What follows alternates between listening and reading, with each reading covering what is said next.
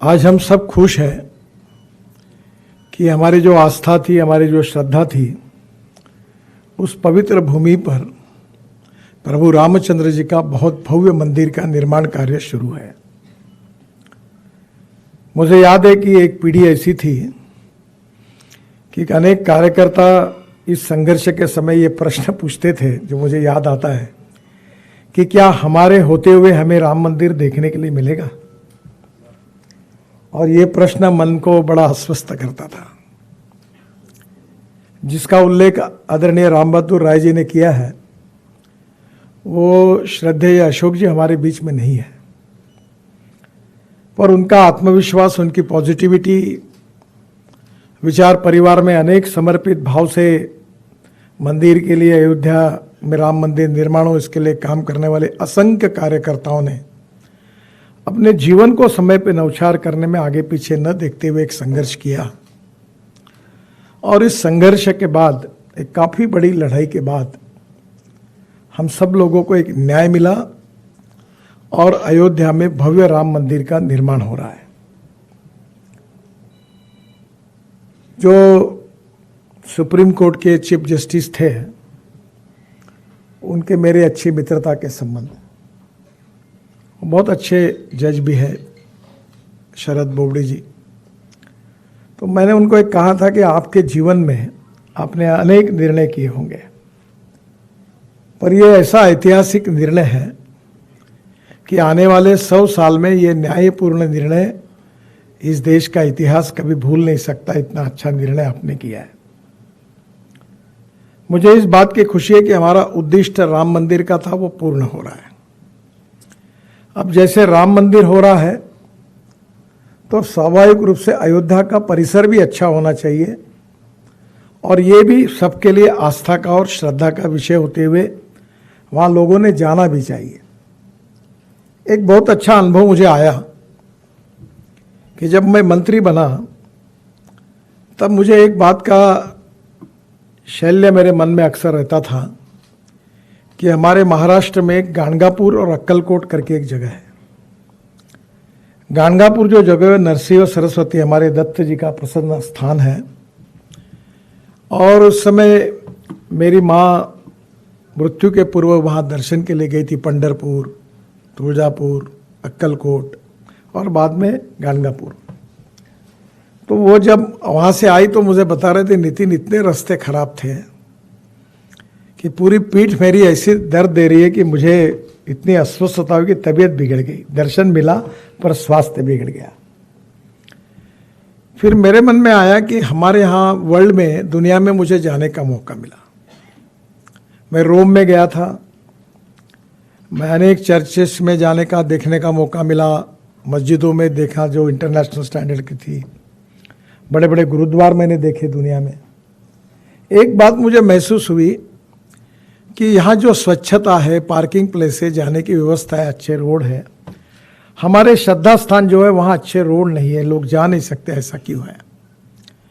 और मंत्री बनने के बाद मैंने विशेष रूप से इस विषय को उठाया और करीब 1 लाख करोड़ रुपए के प्रोजेक्ट ऐसे मैंने उठाए कि जो हमारे आस्था और श्रद्धा के विषय है, उसमें हमारे तीर्थयात्री तीर्थाटन के लिए जाए, वहाँ दर्शन भी करें, और वो दर्शन का आनंद उनको मन में तो मिले ही, पर उसके आधार पर सुविधाएं मिले और धीरे धीरे बड़े प्रमाण पर लोग वहाँ जाए।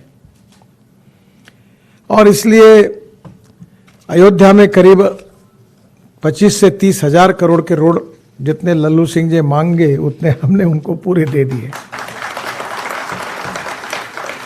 रामवन गमन मार्ग है, जनकपुर तक का मार्ग है जहाँ सीता का जन्मस्थान है, फिर राम जानकी मार्ग है, अयोध्या का रिंग रोड है, फिर बाईपास हुआ है, अब अंदर के रोड है, लखनऊ से अयोध्या का रोड अच्छा बना हुआ है।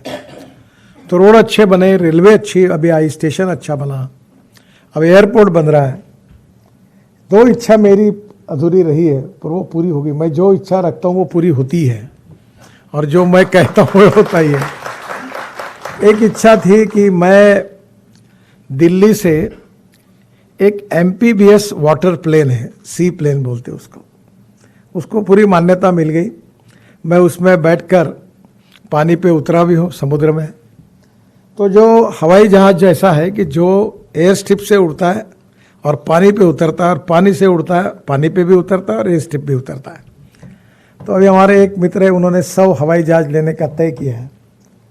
तो मैंने उनको कहा कि पहली बार 2 ट्रिप आपको मारनी है, एक वाराणसी की और एक अयोध्या की, ताकि ये जो रिवर पोर्ट अगर वहाँ होगा तो शरयू नदी में डायरेक्ट कहीं से भी आधा पौन 1 घंटे में पहुंच जाएंगे, तो दर्शन करने के लिए पहुंच जाएंगे। दूसरी बात, वहाँ एक ब्रिज कम बंधारा बनाने की बात उन्होंने कही थी। मैं वाटर रिसोर्सेज मंत्री था, बाद में वो बात थोड़ी अटक गई। तो ये 2 बातें होकर अयोध्या का सौंदर्यीकरण होना चाहिए। थोड़ा सा एक बात विशेष रूप से मैं महंत जी को और लल्लू सिंह जी को अनुरोध करूंगा कि प्रभु रामचंद्र राम राज्य, इसका संबंध मूल्याधिष्ठित जीवन मूल्यों से है। क्योंकि आदर्श राजा, आदर्श पिता, आदर्श पति सभी प्रकार का एक प्रकार से, जिसे हम पूर्णांक कहेंगे, हम सब अपूर्णांक हैं, पूर्णांक कोई थे तो प्रभु श्री रामचंद्र जी थे। और ये हमारी आस्था भी है और श्रद्धा भी है। जो फिजिकल उद्दिष्ट था कि मंदिर का भव्य निर्माण, वो पूरा हुआ है, पर यह अंतिम उद्दिष्ट नहीं है।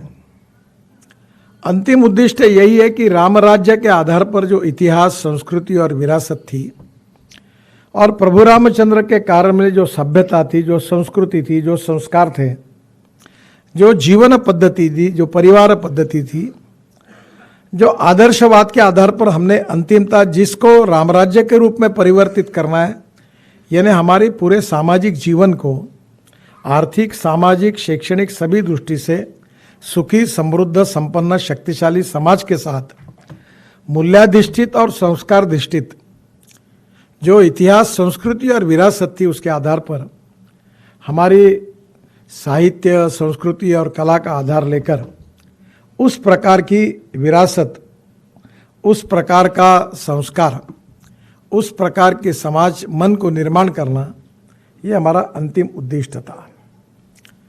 हम जरूर यह कहते कि हम ऐसा समाज बनाएंगे जो गरीबी, भुखमरी और बेरोजगारी से मुक्त होगा, जो जातीयवाद, सांप्रदायिकता इससे मुक्त होगा, उच्च नीचता के भाव से मुक्त होगा, आर्थिक समानता होगी, सामाजिक समानता होगी, और पूरे विश्व को हमारी संस्कृति एक आदर्शदायी संस्कृति है।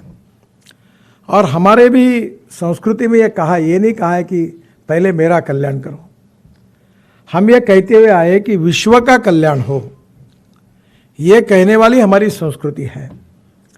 और जो विवेकानंद जी ने शिकागो में कहा था, वो तो दुनिया ने स्वीकार किया। उन्होंने कहा था कि मेरा भगवान श्रेष्ठ है, मेरा धर्म श्रेष्ठ है, ये कहने के लिए मैं आपके पास नहीं आया हूँ।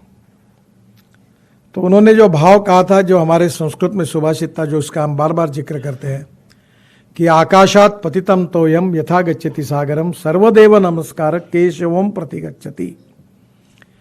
जैसे बरसात से ऊपर से आसमान से पानी गिरता है, नदी नालों को जाते जाते आखिर नदी को मिलता है, और सब नदियां अंतिमतः सागर को मिलती है। उसी प्रकार से हमने किसी भी भगवान को अगर नमस्कार किया है तो अंतिमतः जो व्यक्ति जिस जिस भगवान की पूजा कर रहा है वहाँ तक पहुँचता है। यही बात विवेकानंद जी ने कही थी, और ये हमारी स्वाभाविक संस्कृति में है। पर अब दुनिया में राम बहादुर जी राय बहुत श्रेष्ठ विचारक है, और इनमें आप में से काफ़ी लोग विदेश में जाते होंगे और काफ़ी लोगों को जाने का मौका नहीं मिल रहा होगा। आपको विश्वास नहीं होगा कि आयुर्वेद भारत से ज़्यादा जर्मनी में है। वेदों का अध्ययन, उपनिषदों का अध्ययन अब वहाँ होने लगा है। संस्कृत जर्मनी में है, और जहाँ कभी कभी ऐसा योग विज्ञान और आयुर्वेद को विश्व को मान्यता मिली है। अगर आज मेरे पास आंकड़ा नहीं है, पर योग विज्ञान, योगासन करने वाले लोगों की संख्या अगर किसी भी प्रकार से वर्ल्ड में निकालेंगे तो सबसे ज़्यादा संख्या अगर वर्ल्ड में कोई पैथी, कोई विज्ञान का अनुकरण करती है तो वो योग विज्ञान है, जिसका अनुकरण दुनिया कर रही है। आयुर्वेद की स्थिति पंचकर्म से लेकर वोक्स को मान्यता है। जो भारतीय संस्कृति, इतिहास और विरासत से जो सभ्यता और संस्कृति मिली वो तो है ही, पर उसके साथ साथ इसको जो विश्व की मान्यता मिली है। जब मैं ऋषिकेश में था, अनेक आश्रमों में गया, बड़े प्रमाण पर विदेशों से लोग आकर वहाँ बसे हैं, वहाँ आ रहे हैं। इसका मतलब हमारा जो विचारधारा थी, हमारा जो विचार दर्शन था, हमारी जो सभ्यता थी, हमारी जो संस्कृति थी, हमारा जो इतिहास था, और रामायण से लेकर महाभारत से तक हमारी जो भगवत गीता, रामायण जो हमारी प्रेरणा थी, ये अब भारतीयों के लिए नहीं, ये विश्व के लिए आकर्षण का केंद्र बना हुआ है।